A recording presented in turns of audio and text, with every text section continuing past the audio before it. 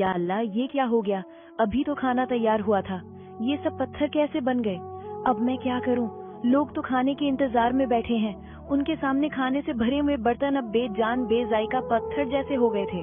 ज्यादा देर ना करके शर्म और खौफ से हजरत कुलसुम दौड़ती हुई नबी करीम सल्लल्लाहु अलैहि वसल्लम के पास पहुंची। कांपती हुई आवाज में बोली, या रसूल अल्लाह, सब कुछ बर्बाद हो गया, मैं क्या करूं? नबी अकरम सल्लल्लाहु अलैहि वसल्लम ने नरमी से फरमाया, कुलसुम, तुम्हें क्या हुआ? हजरत कुलसुम ने कहा, या रसूल अल्लाह, सारा खाना पत्थर बन गया है, ये क्यों हुआ, मैं कुछ नहीं समझ रही। नबी करीम सल्लल्लाहु अलैहि वसल्लम ने मोहब्बत भरी मगर गमगीन नजर उन पर डाली और आहिस्ता फरमाया, कुलसुम, तुमने अपनी दावत में शहर के सब लोगों को बुलाया, मगर तुम भूल गई या जानबूझकर महरूम कर दिया अपनी उस बहन को जो मेरे जिगर का टुकड़ा है, मेरी सबसे प्यारी हजरत फातिमा को।